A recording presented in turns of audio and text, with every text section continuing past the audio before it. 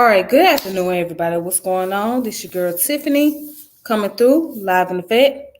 So, thank you all for tuning in on this beautiful day. So today, I want to talk about a topic or get into a topic that is very near dear to me, and the reason why because on this day I'm celebrating an ancestor who passed, which happened to be my mother. She had passed away on this particular day. So for me, it's just pretty sad because she died in 2017. So it has not been that long ago. So I'm still dealing with the challenge of losing her. Um, but anyways, I want to get into the topic about ancestor veneration and why in different culture it's practiced as such. So we're not just talking about in America, we also talking about in Africa. We're talking about in the diaspora, in the Spanish culture. Different cultures have different practices, have different ways of commemorating their loved ones. In some cultures, they have what's called the Day of the Dead, right? That's particularly in the Mexican culture. So to get started, I want to share some information. Of course, I'm gonna share some sources, and I'm also gonna show you what um, an altar looks like as far as when it comes to building an altar for your ancestor, what all you normally put on there, and things of that nature. So I'm gonna go ahead and show you some picture of what I mean about ancestor veneration and what an altar is. All right, so as you can see, I'm going to go through several slides real fast. All right. This is an altar. All right. So normally when people venerate their ancestor, they build altars where they can put pictures. They'll put like different items or candles and things of that nature, and particularly they put stuff what their ancestors used to like. So let's say if your ancestor liked to sew, you'll put some type of cloth or needle on the side to represent that's what they like to do. Or if they like to cook, people will put food on there. Or if they did anything that, any type of hobby they had, they'll put it on the altar. So yeah. So this is someone's altar right here. And then let me give you another example. That's another example of the altar. Like I told you, people normally put food on there. And this is another altar right here. You got some people that put money on there and cigars. Another example. And another example right here, people put liquor bottles on the altar and they'll put a bell or put pennies around. See, money represents success, wealth, prosperity, good luck, things like that. So you just wanted to give an example. All right. So let's go into the concept of veneration of the ancestors.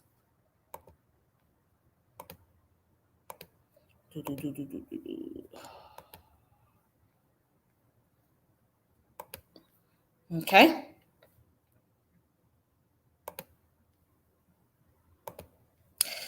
So they call it veneration of the dead. Okay.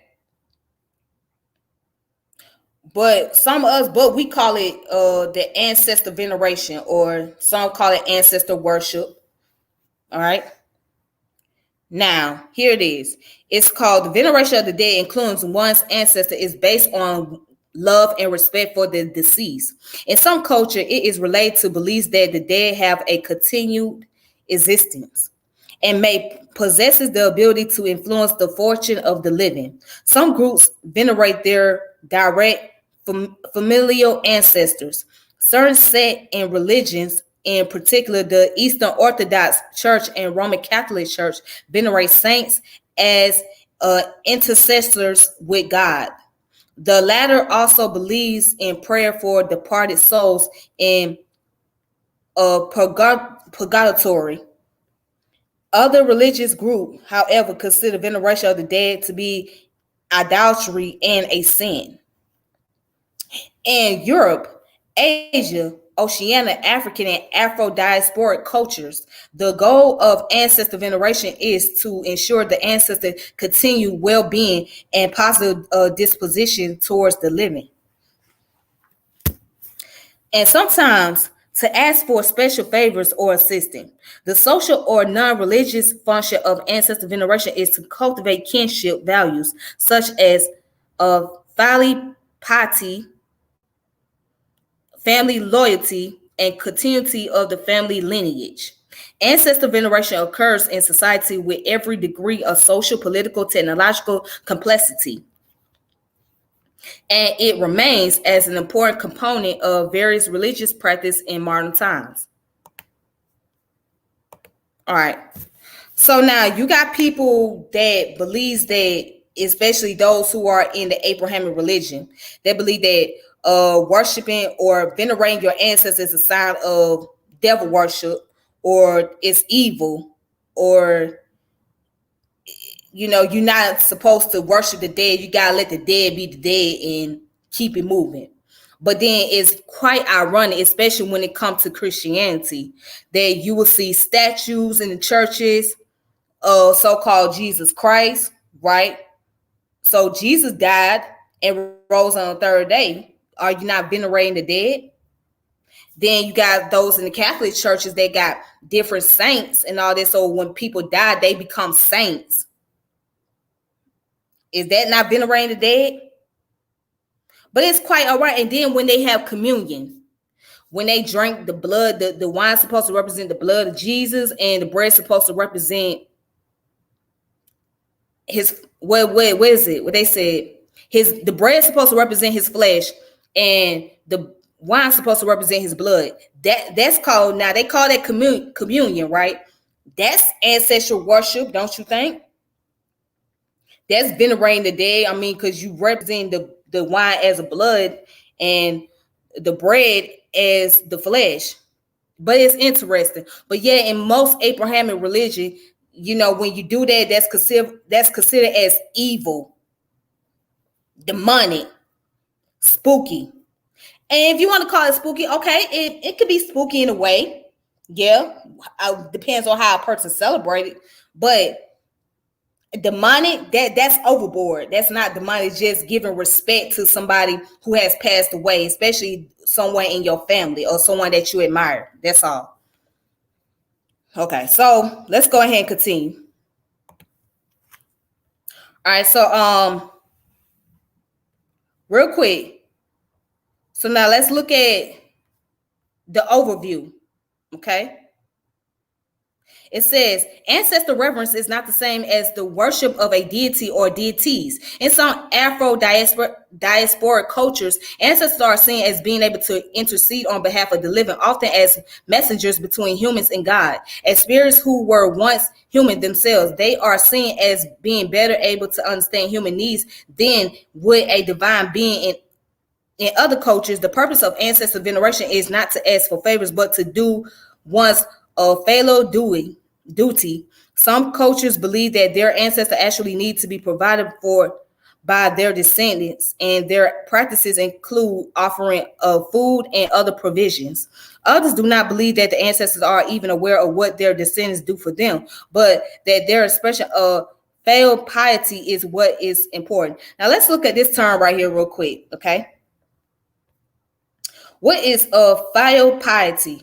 Filial piety is a virtue of respect for one's parents, elders, and ancestors. Okay, the Confucian classic of filial piety, thought to be written around the time Qin Han period, has historically been authoritative sources on the Confucian tenet of filial piety. The book, a purported dialogue between Confucius and his student Sing Zhu, is about how to set up a good society using the principle of filial piety. Filial piety is central to Confucian role ethics.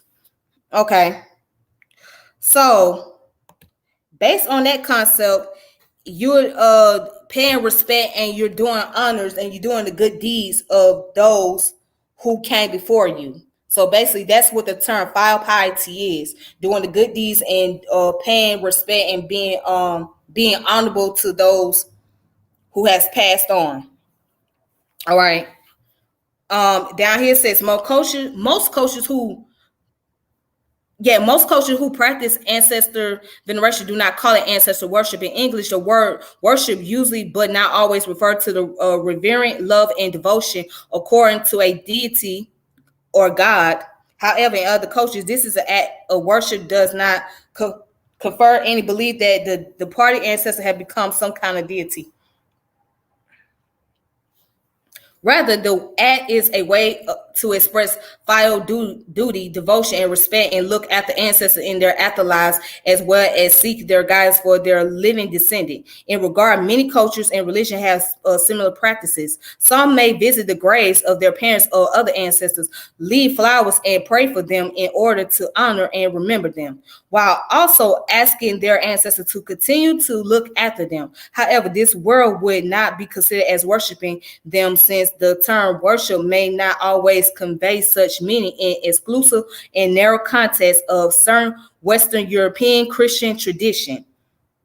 All right. So now let's go down to the West and Southeast African cultures. Okay. So it says, ancestor veneration is prevalent throughout Africa and serves as the basis of many religions. It is often augmented by a belief in a supreme being, but prayers and or sacrifices are usually offered to the ancestors, who may ascend to becoming a kind of minor deities themselves. Ancestor veneration remains among Africans, sometimes practiced alongside the later adopted religions of Christianity, as in Nigeria among the Igbo people, and Islam among the Mende peoples, and the Bamun and the Bakassi people, and in much of the continent. In Orthodox Syrian religion, the Pangol is venerated by the Syria people. All right, now the Syria of Senegal and Gambia, the Syria people of Senegal, the Gambia and Mauritania, who adhere to the tenets of Afarug, believe in the veneration of the Pangul, which is the ancient Sierra saints or ancestral spirits. They are various types of Pangul, each with its own meanings, each with its own means of veneration. All right, and then it goes down to talk about Madagascar. Veneration of ancestors is prevalent throughout the island of Madagascar. Approximately half of the country's population of 20 million currently practice traditional religion, which tends to emphasize links between the living and the Razana, which is ancestors. The veneration of ancestors has led to the widespread tradition of tomb building, as well as the highlands practice of the Famadihana, whereby deceased family members' remains may be assumed to be periodically rewrapped in fresh silk shrouds before being replaced in the tomb. The Famadihana is an occasion to celebrate the beloved ancestors' memory, reunite with family and community, and enjoy a festive atmosphere. Residents of surrounding villages are often invited to attend the party, where food and rum are typically served, and a haragasi, troupe, or other musical entertainment is commonly present. Veneration of ancestors is also demonstrated through adherence to fadi taboos that are respected during and after the lifetime of the person who established them. It is widely believed that by showing respect for ancestors in these ways, they may intervene on behalf of the living. Conversely, misfortunes are often attributed to ancestors whose memory and wishes have been neglected. The sacrifice of zebu is a traditional method used to appease or honor the ancestors. Small everyday gestures of respect include throwing the first capful of a newly opened bottle of rum into the northeast corner of the room to give the ancestors their due share. All right. Peace, peace, peace, everybody that's in the chat. Thank you. Okay, so in different culture, right, the ancestor is reverence, and you continue the diligent work of those people. And then also, in some cultures, you got those who do what's called the libation, which is they pour alcohol, they might pour liquor or whatever to pay respect to those who have passed on. So, for example, in our culture, or in the African American community, rather, we do what is called pour it up for the dead homies, or pour it up for our folks, right? So that's basically ancestor veneration, right there. And then you have people what they come in circles, and they have what's called the vigil. The vigil is where they have the candle lighting, and everybody pinch in some money, or they'll have the balloons, and then they'll throw the balloons in the air to honor and commemorate that person. And they'll do it every death anniversary or when that person's birthday come around. So yeah. Now in New Orleans, they're very cultural out there. What they do is, typically when someone passed away, after the funeral, right, they go to the person's grave site, or go to the people or individual's grave site, and they'll play jazz instrument, right? They'll play the trumpets, they'll play the saxophones and all that, and they'll have marching bands coming around, they all dancing around, the grave area. So they do that because they don't believe in mourning and being in a state of sorrow like in the traditional funerals that you go to. It's a lot of people that's always moaning, and people are sad and gloomy and depressed and etc. Well, it's not like that in places like New Orleans. People just go out and they celebrate, they have a good time, because you gotta continue on with life. So life goes on. So you just celebrate that person's memory, and you celebrate what that person done. You just keep it moving. So that's how they see it. So that part of their culture aspect comes from the African culture, and that's how they celebrate the culture in Africa. They don't just sit around and moan all day, right? They actually celebrate the life of that person and their legacy. So, again, I have this book right here, and I want to read to you guys real quick because I got a plethora of sources, but I ain't gonna be able to get through all of them, of course. But I have this book, which is called the Adinkra Dictionary, which was written by W. Bruce Willis. All right. So in this book, I am going to read about the understanding the language of Adinkra and the Adinkra symbols. All right. So now, anybody that knows about the Adinkra culture and the symbols, it comes from the Akan people of Ghana. All right. So they used to wear cloths, or they'll wear, and then when they wear cloths, they wear something that has different symbols that commemorates those who have made their transition, right? Those who were particularly like in a royal class, or those who were loved ones, those who were well respected in the community, they'll wear different symbols and different cloths to honor them. Even with the kente cloth. See, a lot of people don't know that the kente cloth is a funerary cloth, which pay homage to those who have passed away. So that's why you will see some people wearing kente cloth at different like celebration or event, because they're paying homage to those who have made the transition, who have entered into the ancestral realm. But anyways, let me go ahead and get started. So, okay, it says overview. Funerals are significant in the religious and social lives of the Akan people. They are the final rites of passage from the world of the living to that of the dead. Among the Akan, death is only one more transition stage in one's life. In the afterlife, those who have lived exemplary lives will continue to live in a new world and enjoy a place close to a young Kopon, the supreme being. In funeral rites, all the elements of the Akan worldview come into play. The moment of death is also a moment of birth. The moment of death is also the moment of birth. So if you guys ever heard saying, when someone dies, someone is born, it's a cycle. So every day somebody dies, somebody is born. And then you got, in some culture, they believe in reincarnation. Now, reincarnate, what they call reincarnation in science, it will be referred to as epigenetics.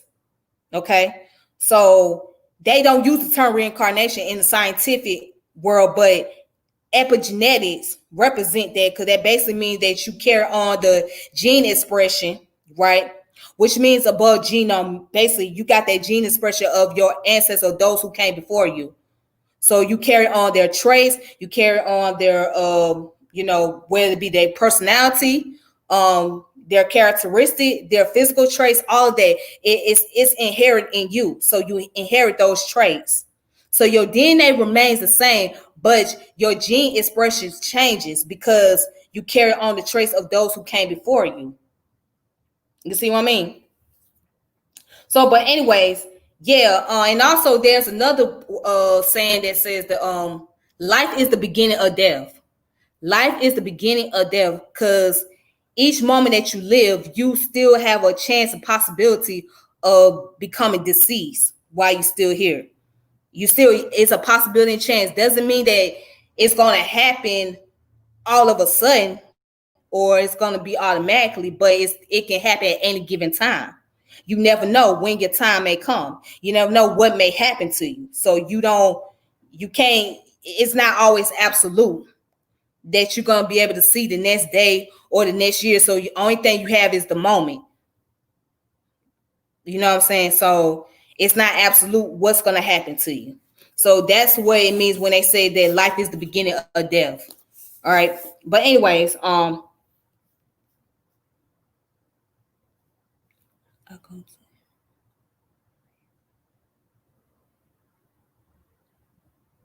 yeah. Yeah, that's part of the culture. That's part of the African American culture. Yes. Yeah, they do. They pour it for the dead homie. Yeah, that's the ancestor veneration.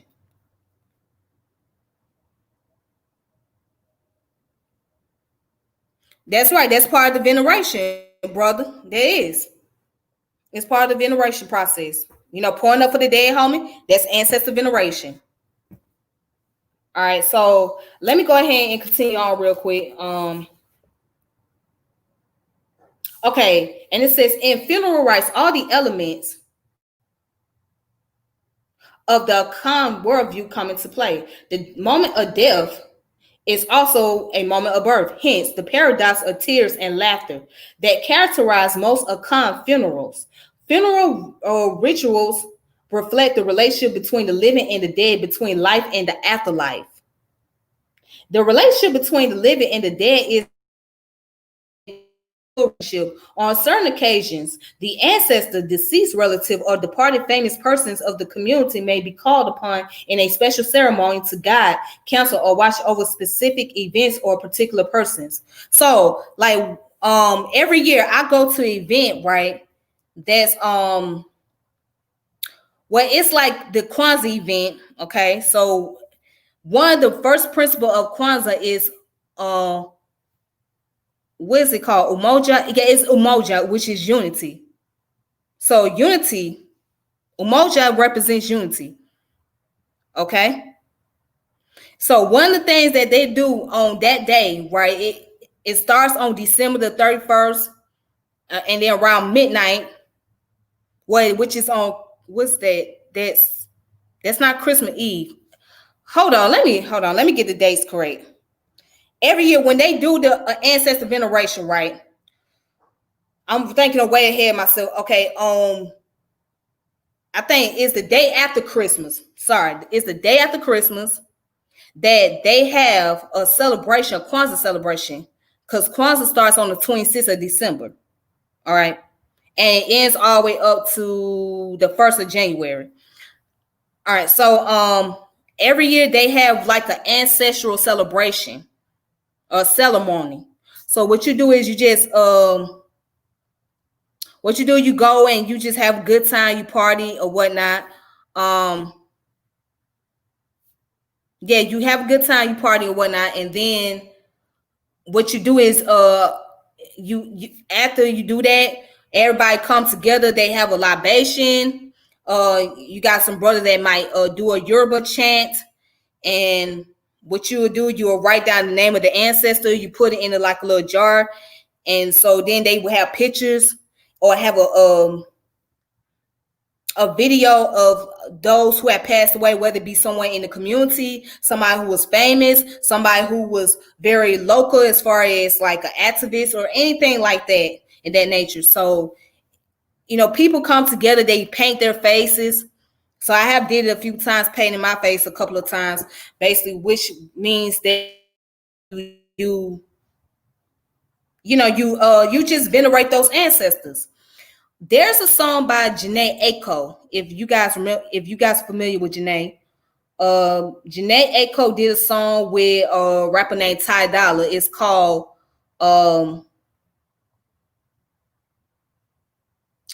what's the title of that song? I was just listening to it the other day. It's called Throw a Party for Me. I think that's the name of it, Throw a Party for Me. So basically in the song, she talks about, let me look this song up real quick. Give me a second, you guys.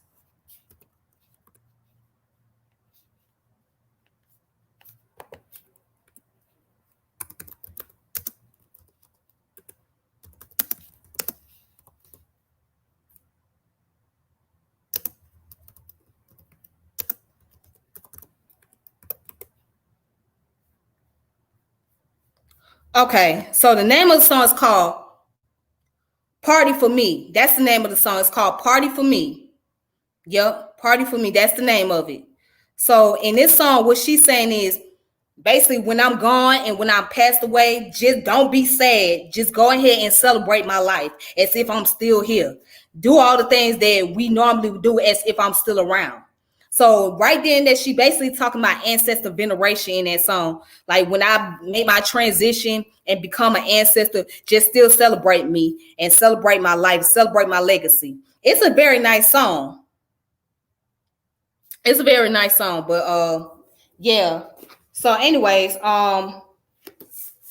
let me finish reading this part of the session, then let me go back to the other sources.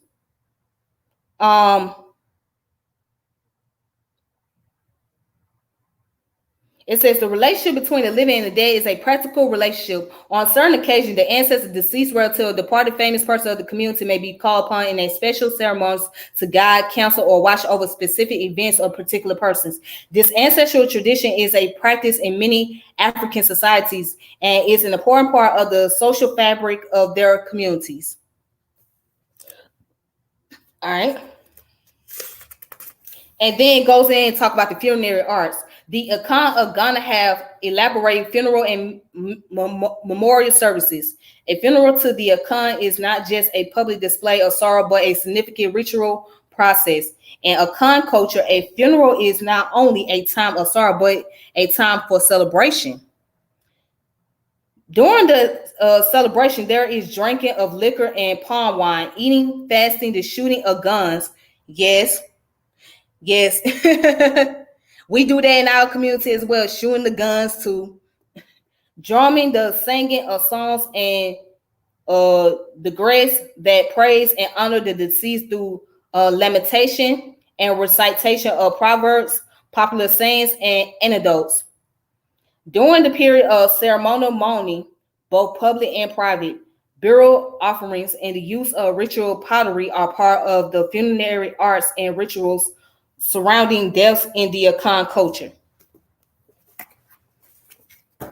I have never been to New Orleans. I would love to go.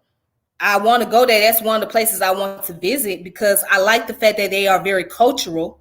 But I know a lot of people that's from New Orleans. I went to school with some folks, so and I've been studying on and off, like looking up on information regarding to the city of New Orleans or whatnot. But I would love to take a trip there one day, hopefully.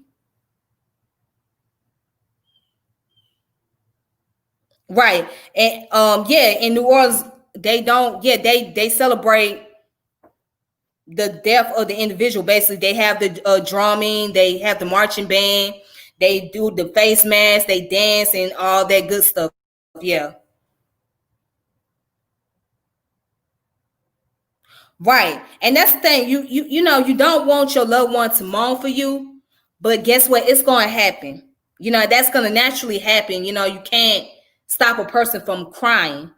You see what I'm saying? So because like for me, when today became the day for my mother's celebration, I couldn't help but to cry. What I'm saying? I couldn't help but to cry because I truly miss my mom, and the fact that she's no longer here with me, it's just very hard. It's a hard reality to accept. So losing a parent is extremely hard. It can be it's very rough for a child when you lose your parents. Anybody else is different, but when you lose a parent or grandparents, but particularly your parents, that's just really rough. It hits you to the heart, especially when it comes to your mother, because that's the person that gave birth to you. And to see her go first is very painful. It's really painful. It's very painful. Okay, I'll check that show. It's called Treem. I'll check that out. All right. So let's go ahead and look up some more information. All right, so I'm gonna show you guys what I mean by the Day of the Dead. So that's in the Mexican culture particularly, but I'm gonna show you some information on that.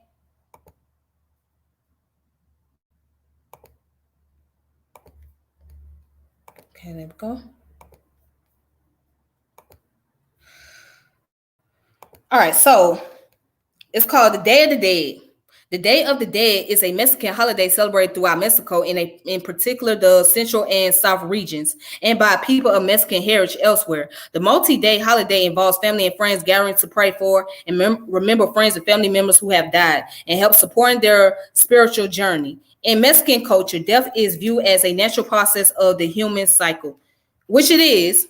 Mexicans view it not as a day of sadness, but as a day of celebration because their loved one awaken and celebrate with them.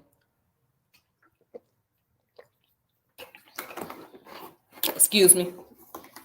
In 2008, the tradition was inscribed in the representative list of the intangible cultural heritage of humanity by UNESCO. The holiday is sometimes called Dia de los Muertos. In Anglophone countries, a back translation of its original Mexican name, the Dia de Muertos, is particularly celebrated in Mexico, where the day is a public holiday of summer.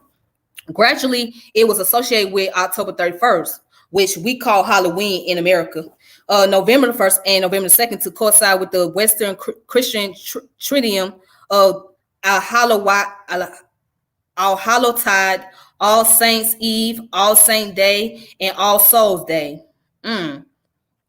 Traditions connected with the holiday include building home altars called ofridas, honoring the deceased using calaverias, Aztec marigolds, and the favorite foods and beverage of the departed, and visiting graves with these as gift. Visitors also leave possessions of the deceased at the graves. Now, this is come from the Day of the Dead, okay, which is celebrated in Mexico. Particularly, it's a Mexican holiday, but it's just basically a veneration of the ancestor as well. As you can see, here's an example right here. The altar that is set up, the Mexican altar, fruits, and a picture of someone's deceased loved one. Right, candles, all that good stuff. Okay, so now let's go down real quick. The Day of the Dead celebration in Mexico developed from the ancient tradition among its pre-Columbian cultures. Rituals celebrating the deaths of the ancestors have been observed by these civilizations perhaps for as long as 2,500 to 3,000 years. The festival that developed into modern Day of the Dead fell in the ninth month of the Aztec calendar, about the beginning of August, and was celebrated for the entire month. The festivities were dedicated to the goddess known as the Lady of the Dead, corresponding to the modern La Calavera Catrina. La Calavera Catrina.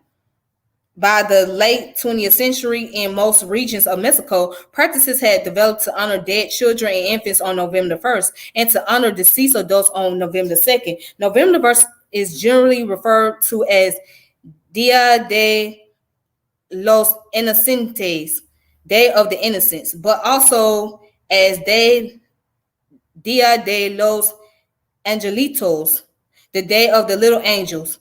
November the 2nd is referred to as Dia de los Muertos or Dia de los Difuntos, which means the Day of the Dead. In the 2015 James Bond film Spectre, the opening sequence features a Day of the Dead parade in Mexico City. At the time, no such parade took place in Mexico City. 1 year later, due to the interest in the film and the government desire to promote the pre-Hispanic Mexican culture, the federal and local authority decided to organize an actual Dia de Muertos parade through Paso de la Reforma and Centro Histórico on October 29th of 2016, which was attended by 250,000 people. This is an example of the pizza effect.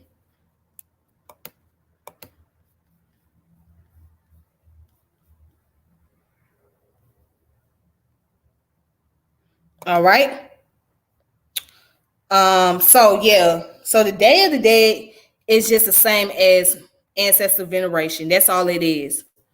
So it's a Mexican holiday which it gives them time to venerate those who have passed on, to celebrate their life and legacy, etc. All right. Okay. Hope so.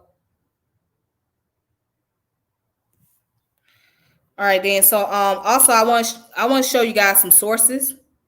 So some of these sources are going to be dealing with ancient Egypt and what they do in the Egyptian culture, and also there's some information that's going to be dealing with West African culture as well. So I got some information from this book right here. Okay, it's called The Dictionary of Ancient Egypt, Ian Shaw and Paul Nicholson. All right, so in here it's called well, one of the terms is called ancestor buses. All right, the term used to refer to small painting anthropod buses. Buses serving as a focus for ancestor worship in the New Kingdom. All right, most were of limestones or sandstones, but a few smaller examples were made of wood and clay.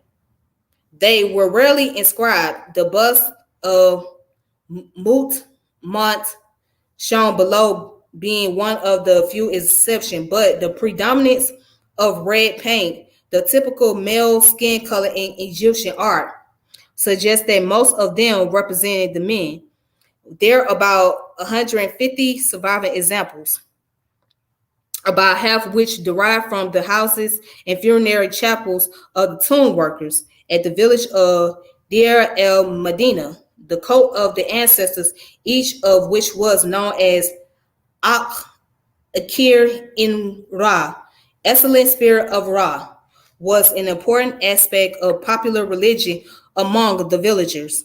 These excellent spirits were also represented on about 55 surviving painting stele, which, like the buses, could evidently be petitioned by relatives seeking divine aid. All right, so I don't know if you can see my screen, but hold on, here it go right here. If you can see that picture. Okay. Yep, so let me like pull that up a little bit. Okay, here we go. All right, so it comes from this book right here.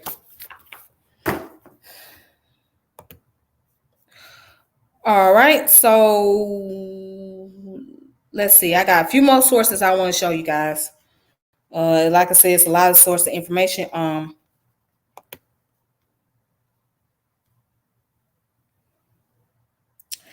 Let's look at.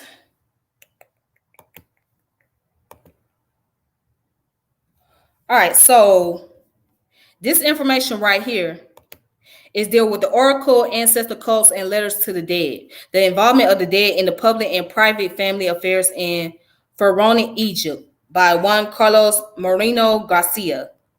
Okay.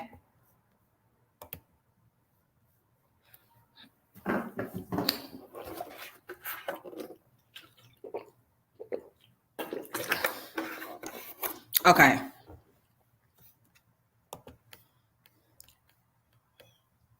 So, I'm not going to read all this, of course, but you can look it up yourself. It says the religion and the funerary beliefs of ancient Egyptians are so popular in our own culture.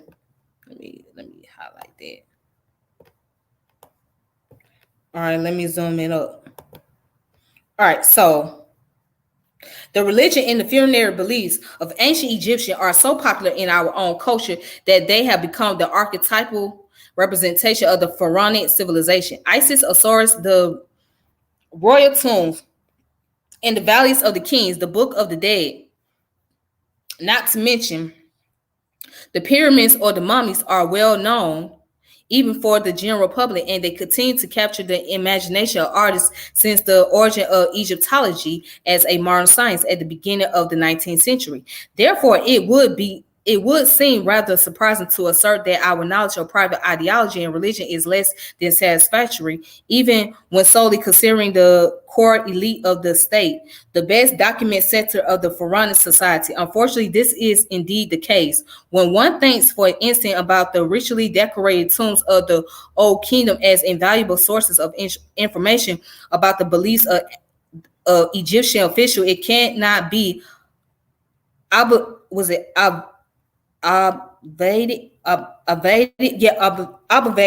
that the naturalism of their lively scenes is more apparent than real, as it encoded a complex ideological program submitted to conventions which laid down both the themes which could be depicted or expressed the suitable means for evoking them.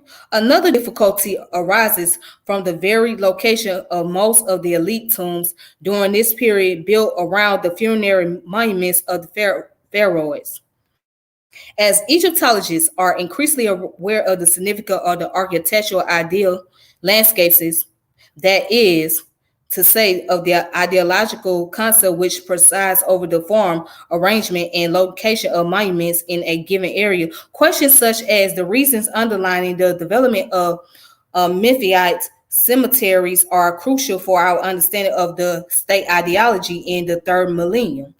During the fourth and fifth dynasties, most of the elite tombs surrounded the pyramids of the pharaohs or were built in elite cemeteries close to the royal monuments around the capital, Memphis, in clear contrast with the situation prevalent during the sixth dynasty, when decorated tombs also knew a quick development in provincial necropolis. The nearly exclusive choice of the Memphite cemeteries as burial place for the elite during most of the Old Kingdom has had an important consequence for our knowledge of structure of the state. One can infer that the central elite was relatively reduced, and that it is concluded in itinerant officials dispatches to the province, but nevertheless closely tied to the sovereign. All right, so all of these officials were buried at royal cemeteries like Giza, Saqqara, Abu Wawash, or Abu Sirir around the pyramid of the king in order to express their allegiance and dependence, both social, ideological, and economical, to the pharaoh. The frequent use of kingship terms such as son of the king, true son of the king of his body, acquaintance of the king emphasize the ideological central role played by the sovereign during the old kingdom as a kind of visible head of an ideal extended family, both encompassing the members of the royal as well as the high officials of the kingdom. All right, so, and I'm gonna skip down a little bit.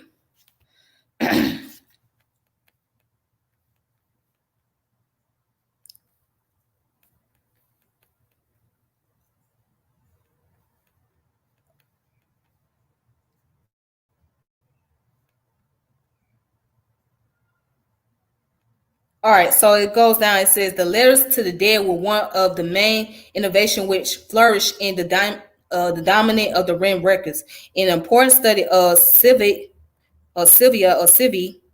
the Knot has stressed the role played by bowls in domestic funeral rituals where ancestors were honored as recipients of libations and offerings. These offerings were presented by their kin, thus highlighting and renewing the ties linking together the members of a single family, even if belonging to two different spheres that of the deceased and that of the living. What is new is that the end of the old kingdom saw in the incorporation of a prestigious and rather reserved means of expression, like right into the domain of domestic rituals and private religion. And this exceptional circumstance explains why most of the reserved letters to the dead are dated from the end of the third millennium. This set of documents also showed that the dead were considered an important part of the extended family and that their intervention was called for in order to safeguard the harmony of the living and the continuity of the kin group. In fact, many letters to the dead preserved from this period were written in bowls used in rituals where the help of dead relatives were asked in order to solve current problems arising at the domestic sphere, like inheritance, debts, marital conflicts, or even murders. All right, so this is the information dealing with how the ancient Egyptian during the time period, right, during the pharaonic Egypt time, how they celebrate the dead and what did they do as far as like commemoration and things of that concern. So it talks about the cults of the ancestors and how they read letters to the dead, which was a way to ask for guidance, ask for peace, and also it just basically their way of venerating and things like that. So this is just one source of information that you can look up for yourself. It's called Oracle Ancestor Cults and Letters to the Dead, the involvement of the dead in the public and private family affairs in pharaonic Egypt. All right.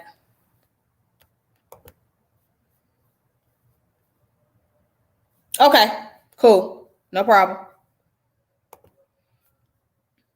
All right, so I have another article I want to present.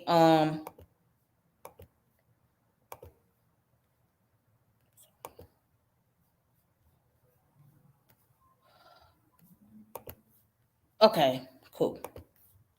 So this one is called The Ancestral Coast in Ancient Egypt. All right, so I believe it's the same thing, but I could be tripping. All right, so and it comes from the Oxford Research Encyclopedia of Religion by Juan Carlos Moreno Garcia, the same author that wrote the first article that I read to you guys before. All right, so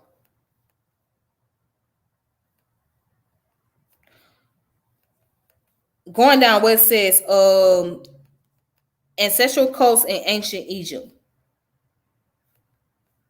No, skip that. All right. Ancestral cults, extended family, and social memories. All right. Ancestral cults and the celebration of the memory of ancestors are inseparable from the social structure of pharaonic Egypt, which was based on the extended families. The focus on research on monuments built for individuals, members of the elite, usually an official or a lady, where inscriptions and scenes celebrate the honor of his or her closest relative, led scholars to think that the social organization of Egypt consists of nuclear families. However, these monuments frequently included additional shafts and chambers where other members of the family of the deceased or their subordinates were buried. In other cases, funerary clusters included several tombs which belonged to officials linked by family ties. In cases when genealogical information is particularly the provenance, the reconstruction of the family structure, and social connection of the ruling family usually reveal a complex and dense network organized around a dominant branch with several secondary ones, which usually held less important position. Okay, Old Kingdom, El Hawashi, El Kab, and second immediate period, Al Kab are a good example of this organization being part not only of the most important local family, but also of its dominant branch, granting access to and control of crucial economic, symbolic, and social resources. The family of Nakang, for example, an official who ruled Tetna during the early 5th dynasty, controlled the local temple of the goddess Hathor and its priestly positions in return for fields and income. As for late 3rd millennium, Quebec al Hawa, the main necropolis of Elephantine, hundreds of ink inscriptions on jars presented as offerings in the tomb of high officials, recorded the names and titles of the offerers. These brief texts reveal a dense network of social obligation that linked the deceased and his/her family with the most intimate members of the Elephantine society, helping thus preserve their cohesions as the ruling local elite. Ancestor veneration, or simply remembering the name and the memory of deceased predecessors through rituals and offering, contribute to legitimize the dominant social position achieved by such potent potentates, as well as to classify the local society according to hierarchical symbolic lines.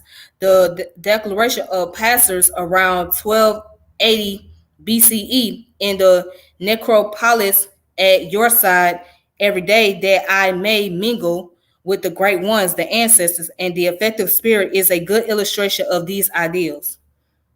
All right. And then he goes on to say, however, ancestral cults were not without ambiguity. Again, the bulk of the evidence come from the elite context. So the practices they reveal, influenced by the value of high culture and the royal court, were probably quite different from those of common people.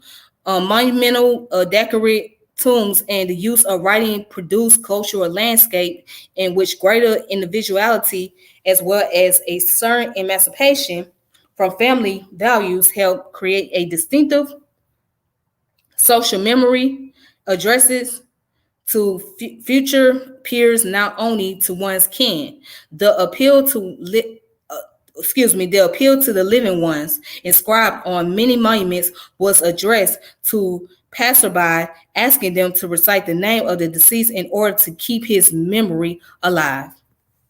All right. So again, that's another source that's dealing with the ancient Egyptian and the ancestor veneration. So mainly when they buried their loved ones, they buried them around the tombs, and of course took them to different location to a special site where they got buried. And then they also made sure they wrote letters to them and they put their names on there to, so that way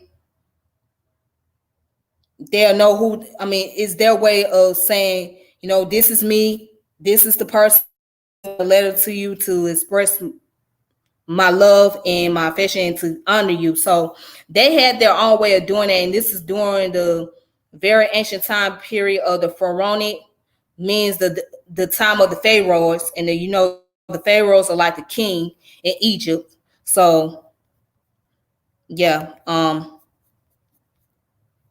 so yeah, you can look up this information about the ancestral cults in ancient Egypt if you want to look up and you want to learn more about that. All right. Um, let's go on to another one. So I told you I got a plethora of sources. Plethora of sources. This one's also dealing with ancient Egypt, which is called Living with the Dead. And I'm about to show you guys real quick.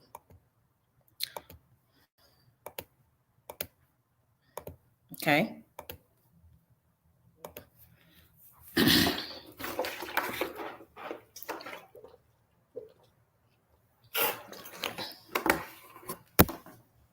All right.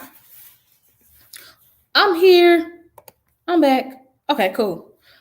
All right, so Living with the Dead, ancestor worship and mortuary ritual in ancient Egypt. All right. This was written by Nicola Harrington. Nicola Harrington. All right. So let's look at the table of contents. It says chapter 1, the nature of the deceased constitutes parts, character, and iconography. Iconography. All right. And then here, the cult of the ancestors, places of interaction with the dead. This one deals with the time of interaction between the living and the dead, funerals, festivals, and banquets. All right. So, and then also the chapter 5, it got the attitudes to the dead. All right. So what I'm gonna do is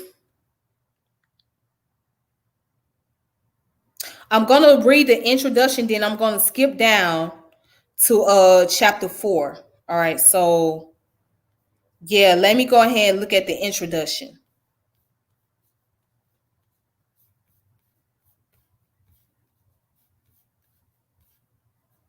Okay, where's the intro?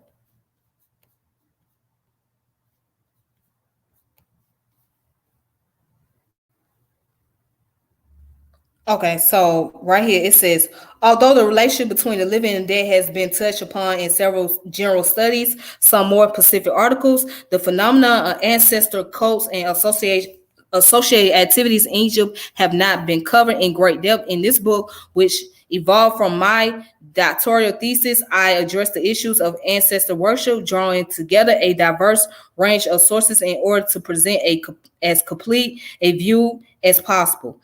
Funerary remains have a large extent shape our understanding of Egyptian culture, and evidence is biased towards those who had the means to create lasting monuments.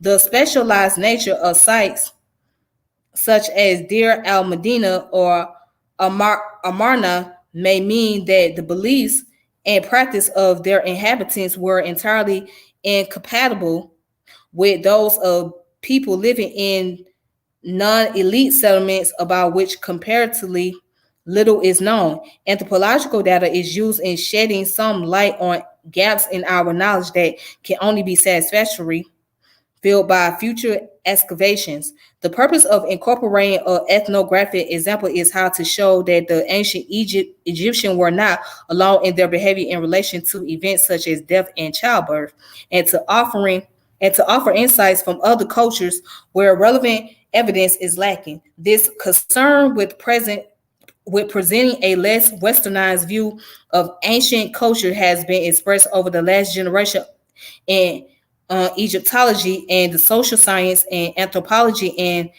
Egyptology, a developing dialogue among others. All right, for example, it said Jahar Haney noted, as long as we continue to view Egyptian art through our usual looking glasses, studying by methods and judging by standards derived from our modern civilization, our endeavors can give an answer only to the question of what aesthetic or other satisfaction Egyptian art may bring to us. New approaches have to be tried, new methods have to be developed. It almost demands that we jump over our own limitation. All right, so let's go to chapter 4. Okay.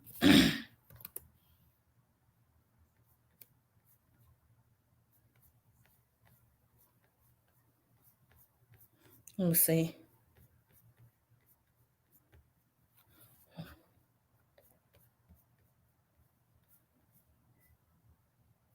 Okay, so that's chapter 3. Okay. Let me get down to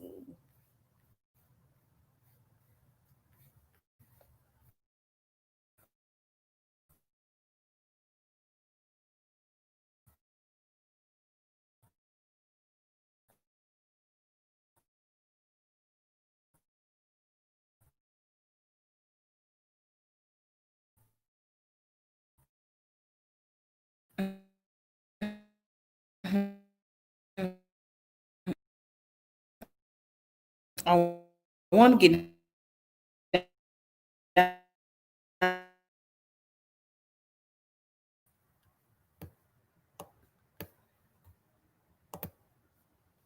oops, that's up too close. All right, so it says that the dead do not bury themselves may seem obvious and banal. How it is, however, the starting point for consideration of the social context in which an individual's death was celebrated and commemorated. Funerary practices are a product of political decision or sequence of decision in which the corpse is manipulated for the purpose of the survivors. Their treatment of the deceased is conditioned by their perception of death and their relationship with each other as much as by relationship to the deceased whistle a while. All right, the main purpose of a funeral is to separate the living from the dead. It is an act of severance from the community. The disruption to society caused by biological death was countered by adherence to established patterns of behavior and by continued communication with the deceased via regular visit to the tomb, and through media such as anthropod, bus, and stele, although there are many representations of funerals or rituals related to them. Very little is known about the actual ceremony, particularly prior to the New Kingdom. Tomb scenes indicate that emotions were freely expressed. Weeping, fasting, and lamenting were part of the socially accepted and expected response to the loss of close kin. The prophecy of Nefertiti, dating to the 12th dynasty but commonly copied in the New Kingdom, creates an image of an inverted world where one shall not weep at death, one shall not spend the night fasting for death. A man's heart concerned himself alone. One shall not make moaning today, the heart turning from it entirely. Harold Hayes identifies 7 major complexes of Egyptian funerary rituals on the basis of seen in the tomb of Rekimir, if I'm saying it right. Process of the necropolis. So this is in Metanetter. I don't know how to say this. So that's the Metanetter, but it means landing involving crossing over to the West Bank by boat. It says possession to the embalming place, right? So anybody that knows about the embalming is basically when they put the fluid inside your body. So they take out your organs, right? And then, well, no, they don't take out the organs just yet. What they do is they drain the blood out your body first, and then they put some type of fluid in there, which helps to preserve the body to keep it from being decomposed. All right, so it says procession to the embalming place, disembarking, right, approaching the God's booth. So again, these are written in Metanetter language. It says embalming and mummification, wrapping, including 3 days purification in a tent, following by mummification in the pure place. Post embalming rituals, including a night vigil. Processions to the tomb funeral, making a perfect burial, opening the mouth of ritual, mortuary service. Okay, similar to how we do it here but it's a little different, except the fact that they do the mummy, which is wrapping the body up. So basically, they believe in wrapping the body and putting it inside of a tomb. So when you see when you see archaeologists, when they do their research, what they do is when they digging up findings, they find that a lot of the bodies has been wrapped up, because that's what they did in the ancient culture time period. That's how they kept the bodies preserved and things of that nature. um it says to this could be added any rites or activities taking place in the house immediately after an individual death, including public notification by wailing and expression and other expression of griefs for which no new kingdom evidence survives, though it is known from the old kingdom as well as from other cultures. All right, it says of these stages, two were rarely, if ever, depicted in tombs. Embalming and mummification are known only in TT41 scenes that were later copied into TT23, while the visual on the night before the funeral is never illustrated until the scene of Anubis attending a mummy beneath a canopy is an abbreviated version of pre-burial rites. The latter is referred to by Osman as a wake, during which moaning, punishment of the enemy, beating of the drums, and embalming by a priest wearing an enormous mask took place. It seems that prior to the interment, the deceased was considered to be particularly vulnerable to attack. Coffin text spell 62 to be recited in the context of the wake states that the enemy who comes in the night will be repulsed, as will the robber at dawn.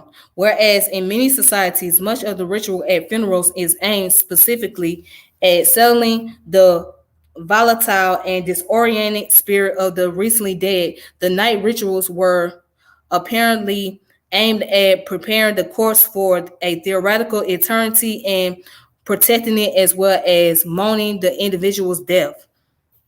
All right. So, it's coming from this book called The Living with the Dead. Okay. Ancestor worship and mortuary ritual in ancient Egypt.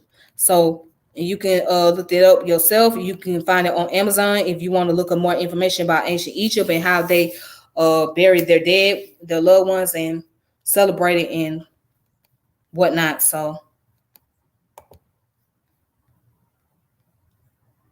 okay. Oh, my voice is going out. All right. So give me a second.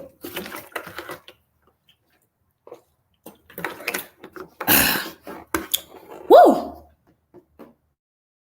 Woo!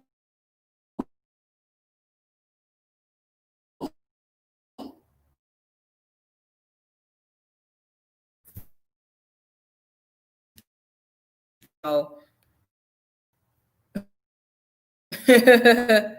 I'm assuming you speaking the tree language. I don't know what you're saying in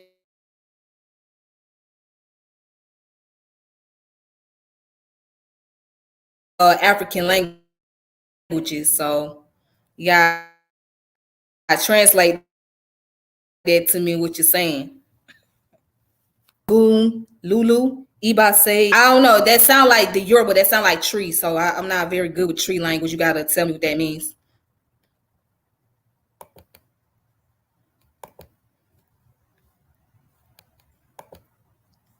All right. So there's many other sources. Dang, I've been on here for a while. Okay. So I'm gonna show you another one right here. If y'all can see that, let me try to post this up. I'm trying to post this up. Hold up. Okay, there we go.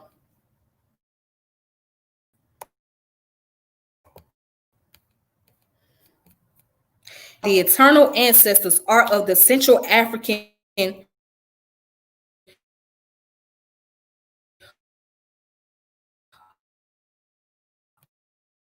uh,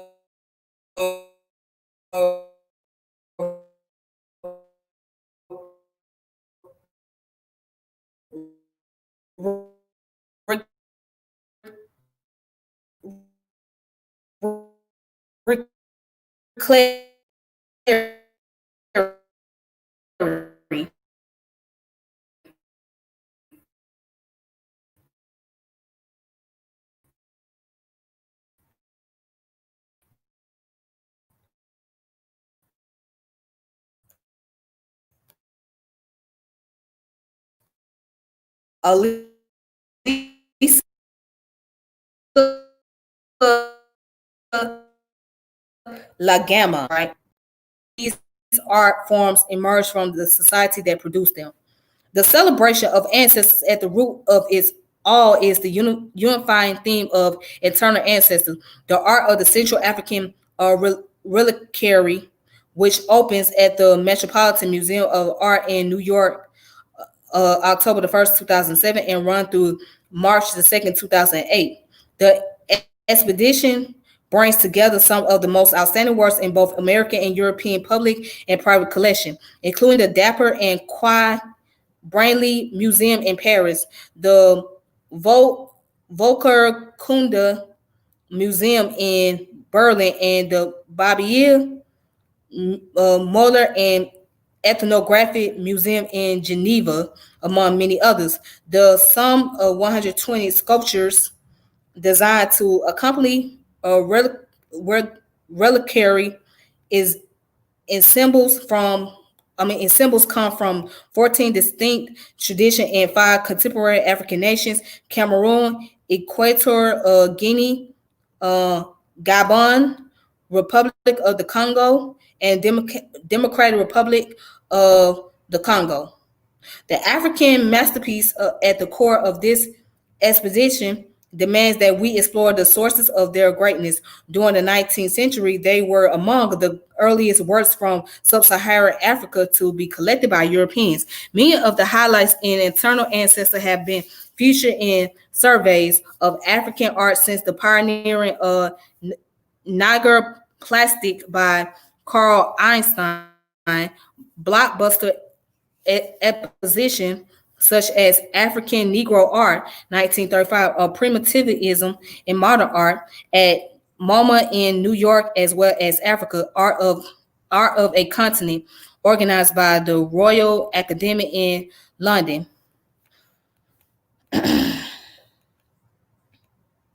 So, and then it goes on to say, despite their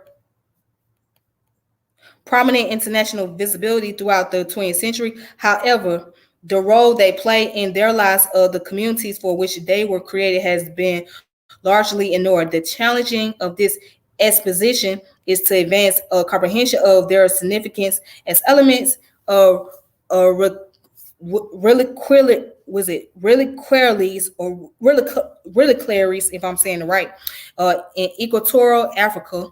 In doing so, the exposition and its accompanying catalog exam the social religious imperative that led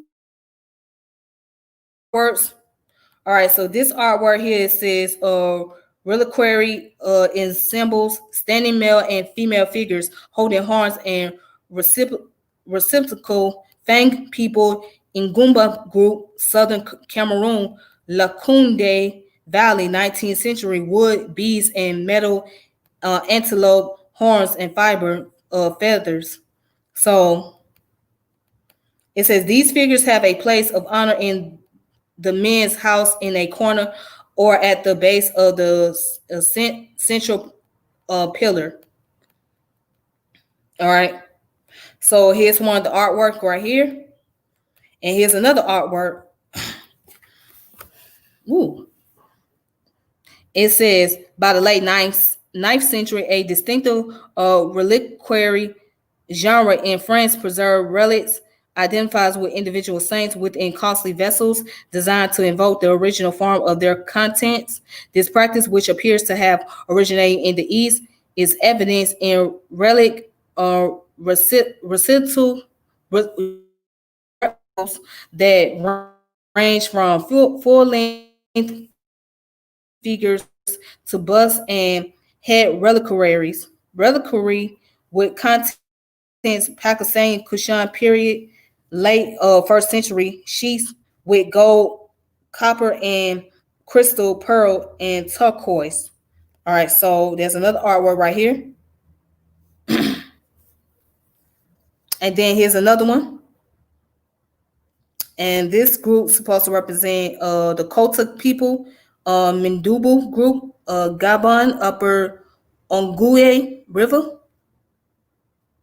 All right, so here you go. And here's another artwork. This one is called the Black Venus, and that's supposed to be the female over here. And I'm assuming this is supposed to be the male, or this is also the female. All right, let's see what they say over here. It says figure from a reliquary and symbol seated female, black of Venus or Parhon Venus, Fang people in Zaman Bessie group, Equatorial Guinea. All right. So, and then here's another one right here. All right, so they all represent the female figure. All right, so art is very prevalent, especially when it come down to the ancestors. Yeah, so during the time, as in many cultures, especially within the Central West African culture, they not only wore cloth, but they also created statues, and they had artworks that symbolize or represent those who had passed on within the tribe or the clans. So whatever clan they were from, it was a representation. They will either create masks or they'll create a statue, which is an honor to pay respect to those that come from these particular groups. So, all right. All right, then. So that's African arts. Yeah, Eternal Ancestors, the Art of Central Africa. All right. Elisa Lagama. So you can find this from African Arts, winter 2007, published by UCLA, James S. Coleman, African Studies Center. Okay. Okay. Woo. All right, so yeah, I gotta get through this. Let me see what time it is right now. 1:55. Okay, so it's 1:55. All right, so this article here, you might want to go ahead and take notes, get your pen and paper, whatever you got to do, just write it down and you can look it up for yourself. All right, so I'll advise you guys to do that. This one's called The Death of the Rain Shout, African American Ancestor Veneration, Africana Theology, and George Washington. Okay. All right, so this was written in, this come from the Black Theology and International Journal. And it was published on April the 21st of 2015. Okay. But it was written by,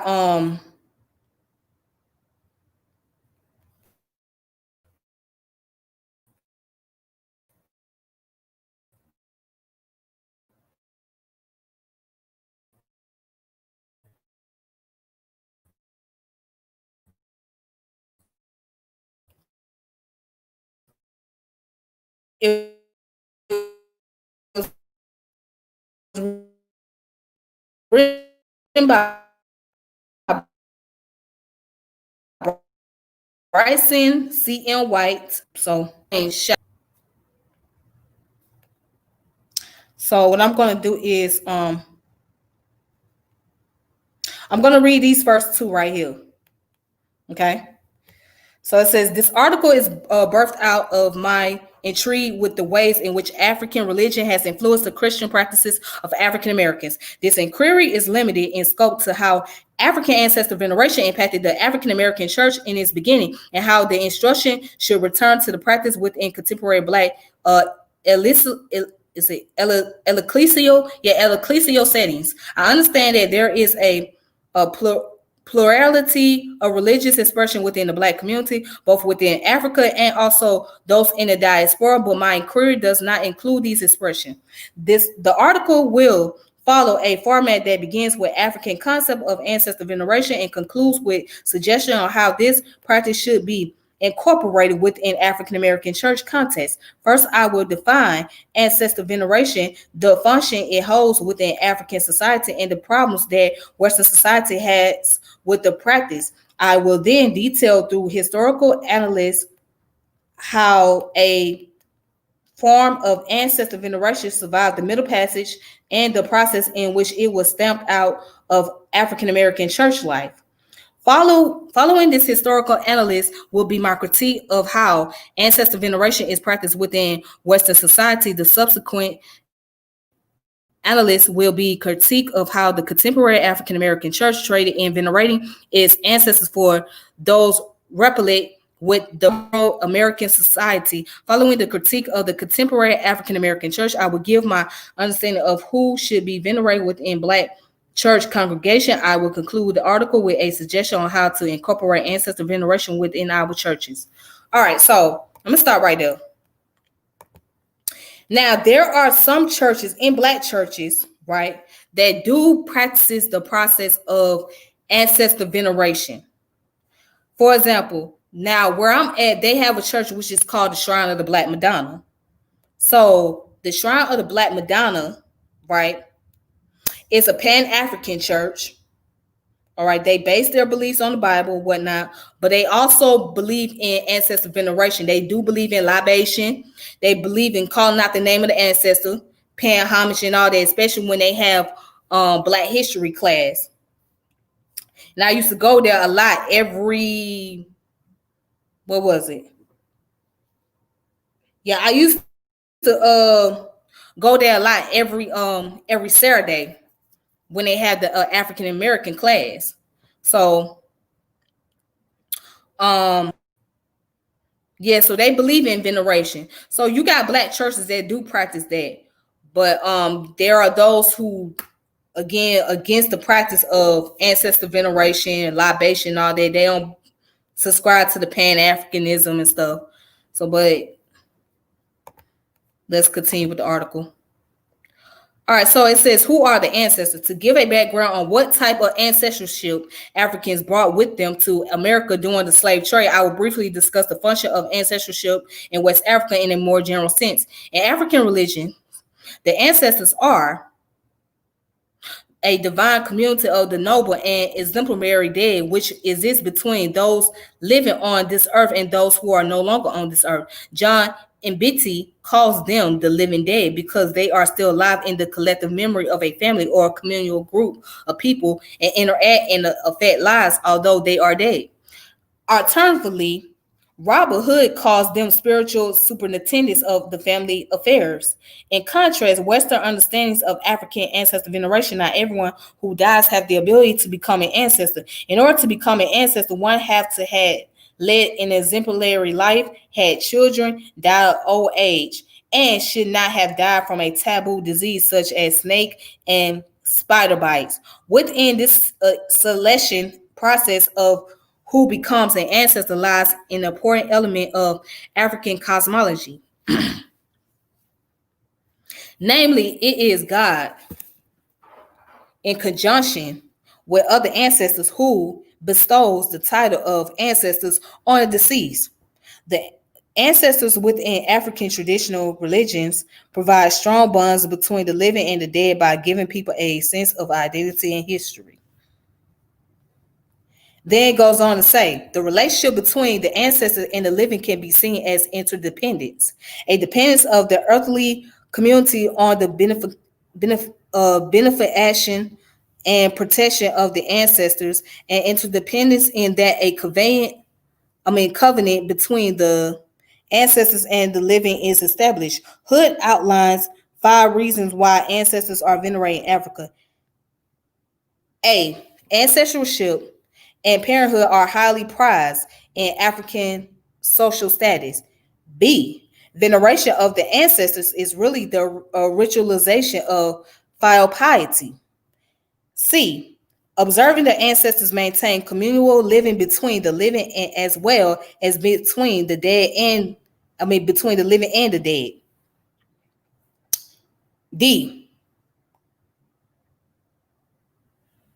Ancestors are safeguardians of communal ethics, family tradition, and community customs. E. Ancestors are also spirits that communicate with their survivors through dreams, reincarnations, and visions. All right. And then Ghanaian theologian Kwame Bedeko details the Western Protestant Church caution in accepting African ancestor veneration. According to Bedeko, this is due to the debate about whether ancestors are worshipped or venerated, a debate which he believes has arisen because of failure to recognize that African ancestors, strictly speaking, do not become in death what they were not in life. Furthermore, Bedeko states that ancestors are the human apotheosized spirits of a person's or community elders, unlike divinities who are generally non-human spirits and are associated with natural forces. Nano Dekowa III further clarifies the distinction between veneration and worship by noting ancestral practices among the Akan people of Ghana. Dekowa states that the Akan regard the ancestors as heads of the families and community in which they belong while they were human beings. Since the Akan worship community, it follows that the ancestors being part and parcel of the living community can not also be worshipped. All right, and says Maya Fortes also seeks to correct the misinformed view of African ancestors in the West in his work, Some Reflection on Ancestor Worship in Africa, by noting that the ancestors do not carry the same metaphysical implication of the Western notions of the soul. Fortes notes that the split in the West between the realm of deity and the realm of nature leads to a philosophy that souls are indestructible essence that animate bodies and succeed them in the timeless realm of God, pending resurrection in corporal form. However, as Fortes point out, African concepts of personality are not based upon such sharp distinction between the realm of the sacred and the realm of the secular and the realm of deity and the realm of nature. Divine and human activities are deemed to fall wholly within the realm of nature. All right. So, and then the part right here is called the death of the rain shout as ancestor veneration in the United States. The transatlantic slave trade was an African holocaust that separated African people from their homeland and eventually from any aspect of their African identity. Despite the slave trade, there were many African religious concepts that survived the Middle Passage.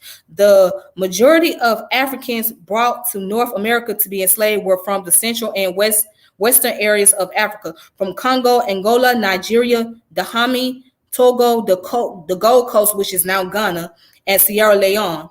In these areas, an integral part of the religion and culture was movement in a ring doing ceremonies honoring the ancestors. There is, in fact, substantial evidence for the importance of the ancestral function of the circle in West Africa, but the circle ritual imported by Africans from the Congo region was so powerful in its elaboration of a religious vision that is contribute disproportionately to the centrality of the circle in slavery. Ancestor veneration was one of the many Africanism that survived the Middle Passage and initially persisted among the Africans who were held in bondage. The primary ritual in which ancestor veneration existed among the Africans held in bondage was the rain shout. The rain shout consists of people gathering in a circle, shuffling their feet, moving inch by inch, sometimes dancing silently, but more frequently singing spirituals. This ritual was used to communicate and venerate ancestors in African traditional religions, as well as create solidarity within the slave community. It would soon be challenged in America. However, as Africans began to encounter Western forms of Christianity in larger numbers, beginning during the period of the First Great Awakening. All right. So I'm gonna stop right there. Again, if you want to look this article up, you might want to go ahead and put in your note, take notes of it. Seem like a lot of good information you can find. So it's called "The Death of the Rain Shout: African American Ancestor Veneration." Check it out for yourself.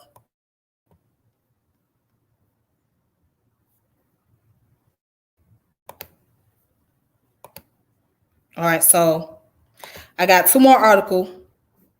See what time is it? Okay, I got two more articles to get to. So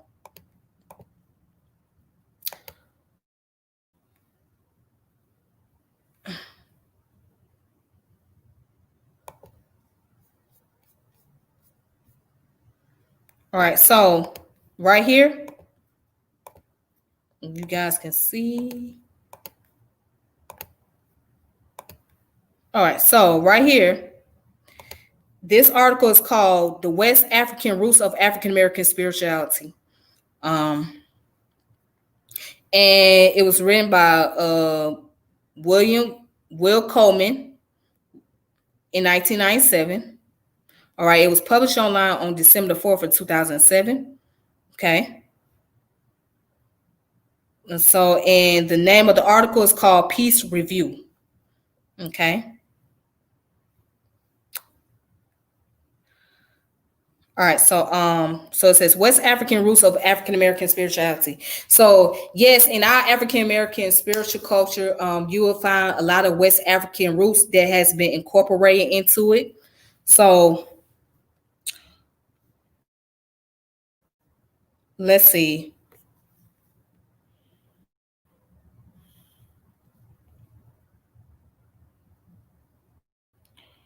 All right, so let me go ahead and read the intro. Then I'm going to skip down to where they talk about the elders in the community.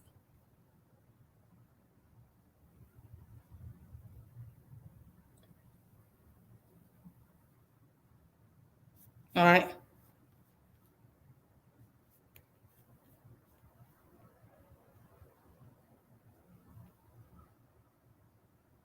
All right, here we go. It says people of African descent retain elements of their original spirituality and combine them with European and Euro-American religious ideas and practices to craft a worldview that provide them with sources for both survival and liberation. In contrast to the typical caricature of an emancipation and instantaneous conversions of people of African diaspora to Euro-American forms of Christianity and a more pluriform expression of religiosity found expression within so-called Christian norms. In fact, cosmological, theological, and linguistic and ritualistic elements of a paradigmatic West African worldview seem to have prevailed in one form or another in most of the Americas. These include the concept of the sacred cosmos, the roles of mediators, experiences with the spiritual present, cross-cultural expression of these elements can be seen in such diverse religious tradition, Macumba, Umbanda, Candomblé, which is in Brazil, Voodoo, practiced in Haiti and in New Orleans, Santeria, Puerto Rico and Cuba, Obia, and Mayo, and Hoodoo, which is practiced in the United States. Okay. So, and then right here it says the reality of the early African American slave was one in which the spiritual and physical realms converged. Unlike the certain aspect of Western dualism, the perspective of African American slave did not separate reality into clear, defined realms. Instead, reality was viewed as the interwoven fabric connecting human beings with spiritual ones, whether as God and goddesses or as ancestors. These spiritual beings were taken seriously by both Africans and early African American slaves as part of their original spiritual heritage. Forces from beyond the physical realm were heeded as coming from messengers as guiding for living in the world. As guardians, these spiritual beings were believed to both protect and chastise African and African American slaves. All right. And it goes on to say the West African cosmos consists of the supreme God, intermediary gods and goddesses, embodied spirits, ancestors, and humankind. Naturally, these themes vary among different ethnic groups. However, all groups construct a similar belief system. Thus, West Africans worship many deities and spirits, including the sun, the moon, river spirits, thunder gods, other forces of nature, and the Pathan. However, the supreme being who was approachable through many intermediaries, known by many names, was the power above all others. Most Europeans and Euro Americans believed that West Africans were extremely polytheistic and inclined towards demonism. Actually, they held a convention in one supreme overarching being who could be contacted through many channels, both human and non-human, both animated and inanimate. All right. So let's just go ahead and skip down.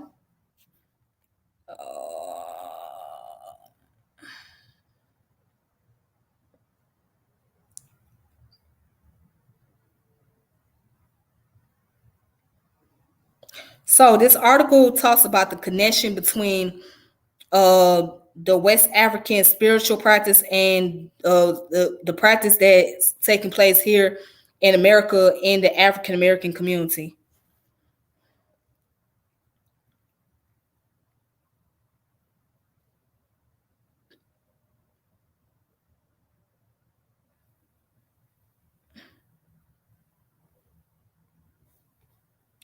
Okay, let me see, because there was the one they said something about the ancestors.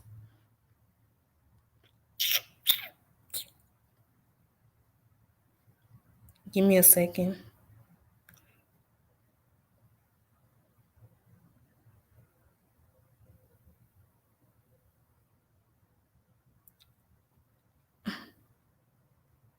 Okay, here we go, right here.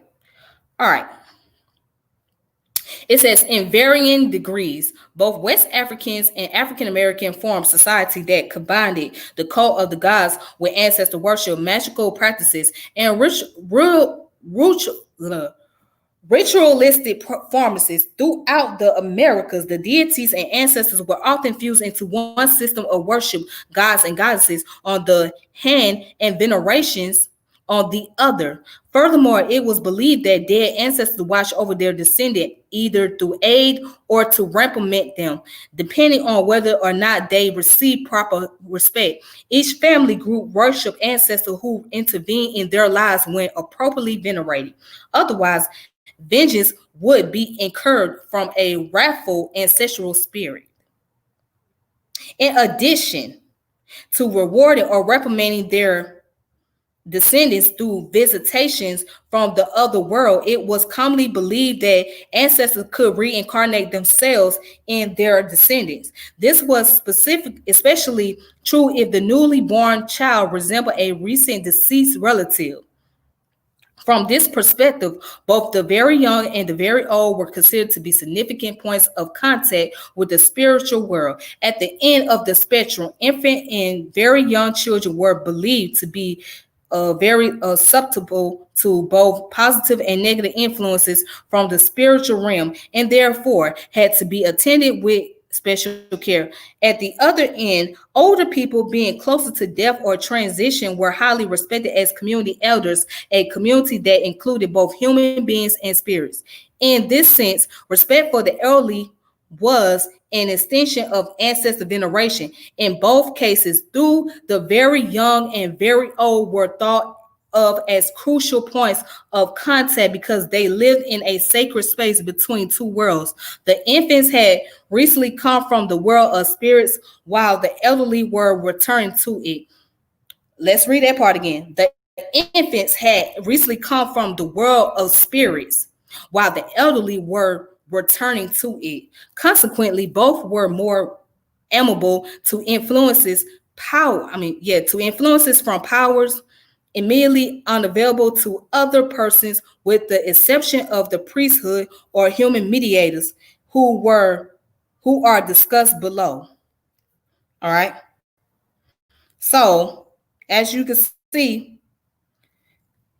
veneration was very important and it was something taken very seriously. So any event that you go, any African, especially if it's African centered event, there's going to always be, the first thing they do is pour libation, right? Call out the name of the ancestor, and then they get the permission from the elder to speak, to continue, because the elder, being that, which is typically somebody who is older, being that they have been around long enough and they've been well respected in the community and been acknowledged, right? They might want to share on the word of wisdom, and it might be their final word of wisdom to the people. You see what I'm saying? It might be the final word of wisdom they might want to share on to the people. But with that being said, they are venerated. So you might have some people say, okay, let's venerate our ancestors while they're here. Let's give people their flower while they're here. Let's not wait till they die and just say we're going to respect them. Let's give them their proper respect while they're here. Okay, so that person may not have passed on yet, but eventually they're going to make their transition. So you might as well go ahead and give them their respect and give them their flower. All right? Acknowledge them, basically.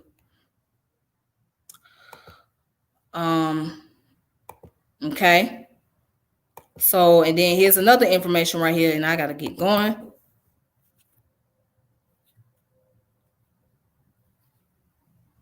Okay. All right. So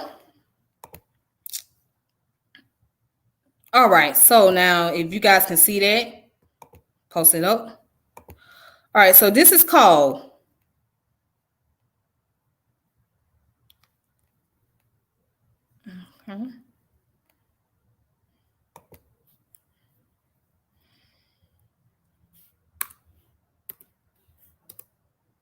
All right, it's called the historical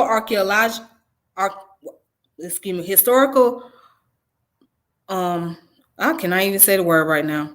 Historical archaeology, identity formation, and the interpretation of ethnicity. All right, which is edited by Maria Franklin and Garrett Freshler. Okay, let's see what year it was written, because it was written in 1999. All right, so I'm going to go down to this part where it says, strong is the bond of kinship, West African style ancestral shrine, and subfloors pits on African American quarters. All right, so I'm going to go down to that part. All right, and it says, strong is the bond of kinship, West African style ancestor shrine, and subfloor pits on African American quarters. Patricia M. Sanford. All right. It says, torn from their families and communities, transported in miserable condition across an ocean, and thrust unwillingly into a system of forced labor. People of African descent in America's South respond to enslavement in myriad ways. There are as many stories as there were enslaved Africans and African Americans who lived and loved, laughed and wept, toiled and struggled, and died on American soil, far from that of their forebears. Some individuals rebelled swiftly and violently against the bonds of slavery, while others outwardly appear accepting of a fate that surely seemed beyond their control. Most reaction probably fell somewhere between these extremes. Regardless of specific details, every individual's met life's challenges from perspectives influenced ab- abides to varying degrees by their African heritages. The purpose of this paper is to examine how ancestor veneration, one aspect of many West African traditional religions, may have been maintained and transformed into the Virginia Tidewater, using a combination of ethno-historic, archaeological, documentary, and ethnographic evidence from both Virginia and the West African society, whose descendants figured prominently in the Virginia slave population. These sources suggest that ancestor veneration continued to play a crucial role in the lives of enslaved Virginians. Moreover, it is proposed that subfloor pits, a type of archaeological features common on 18th and early 19th century Virginia slave sites, function in some instances as ancestor shrines with antecedents in West Africa.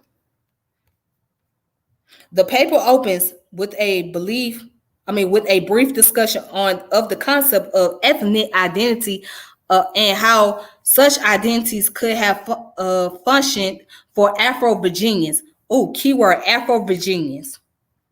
If anybody listening out there. Using an interpretative approach that views the meaning of material culture within historical context, I argue that the enslaved used personal identities as a tool strategy for negotiating circumstances. After establishing which West African cultural groups were most likely represented in Virginia's enslaved communities, I discussed the spiritual traditions of several of these cultures with a focus on the honoring of ancestors. Evidence is provided for why the subfloor pits, also called roof cellars, typical of Virginia plantation quarters, were likely to have functioned in some instance as ancestor shrines. Two 18th century pits believed to have served as shrines are described. All right, so I'm not going to read any more, but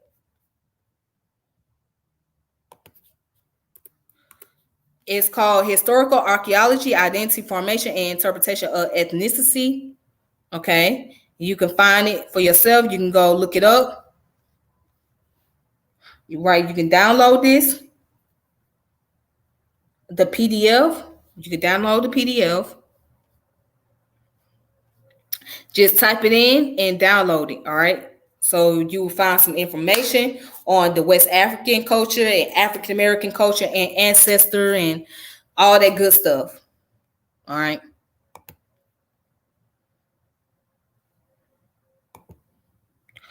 Okay, so that's the end of that segment. Okay. I'm glad that you guys enjoyed. Thank you all for those of you that was watching. I really appreciate that. That really means a lot to me. So with that being said, make sure you hit the notification bell. Make sure you subscribe to the channel. Make sure you share this channel if you want to. You can share this video if you want to. That was a lot of information that I had to go through. I didn't intend to be on here for this long, but I'm glad that some of you stuck around. I really appreciate that. That really means a lot to me. It really does. So until then, you guys, please be safe. Take care.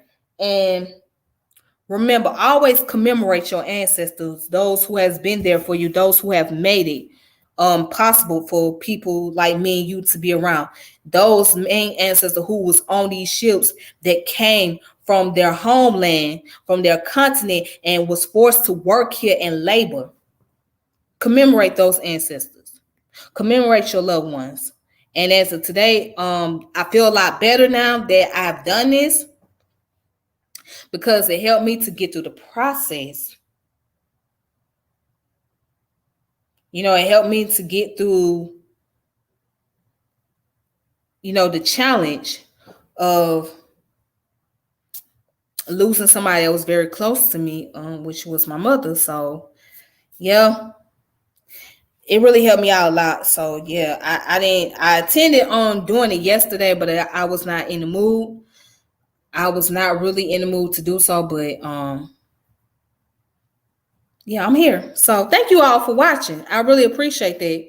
So again, if you guys want to reconnect, if you want me to come on your platform, on your channel, or do a little interview, whatever, please let me know.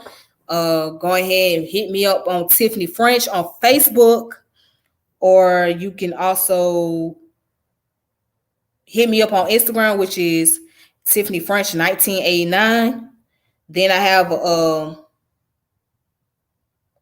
what else I got? Oh, then I got Twitter, which is Miss French 89. So you can follow me on Twitter as well, Miss French 89.